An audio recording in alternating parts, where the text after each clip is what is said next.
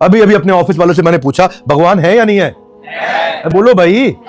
तो भाई डिबेट चल रही है, हर जगह ट्रेंड कर रहा है जावेद अख्तर साहब। हाँ, आपकी शायरी नहीं, साइंस और लॉजिक का थोड़ा सा छोटे वाला पोस्टमार्टम करेंगे। पहले कंफर्म कर दो आप लोग को क्या लगता है, भगवान है कि नहीं है? मुफ्ती साहब आपका विशेष सम्मान, बड़े अच्छे आपने लॉजिक प्रेजेंट किए, बड़ी प्रिपरेशन, प्लानिंग, प्रिवेंशन, प्रेडिक्शन।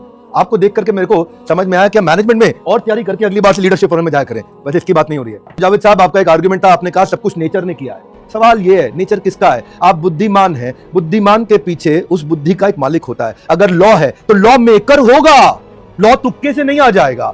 अगर लॉजिक है तो लॉजिशियन होगा। मजे की बात है, अगर क्रिएशन है तो क्रिएटर होगा। मान लीजिए मेरे हाथ में पानी की बोतल है, जावेद साहब ये बोतल स्टूडियो तक अपने आप नहीं पहुंची, से किसी ने बनाया, किसी ने खरीदा, किसी ने यार रखा। तुक्के से नहीं होता, इतना बड़ा यूनिवर्स तुक्के से नहीं होता। पूरा सोलर सिस्टम, प्लैनेट सारे प्रिसाइजली अपने ऑर्बिट में चल रहे हैं। अगर जावेद साहब ग्रेविटी थोड़ी सी ज्यादा होती ना तो सब कोलैप्स कर जाता, और अगर ग्रेविटी थोड़ी सी कम होती तो गैलेक्सीज नहीं बन पाती। ग्रेविटी कम होती, गैलेक्सीज नहीं टिक पाती। ये तारे अपनी जगह नहीं होते। ये ग्रह ग्रेविटी जितनी होनी चाहिए उतनी है ना, ज्यादा है ना कम है। तुक्के से आ गया नेचर में। परफेक्ट ट्यूनिंग तुक्का नहीं है, प्रिसिजन इंजीनियरिंग है, एक्सीडेंट नहीं है, कैलकुलेटेड कंट्रोल है। जावेद साहब क्रिएटर को डिनाई करना लॉजिक नहीं है, डिनाइल है, एथिज्म नहीं है, ये ईगोइज्म है।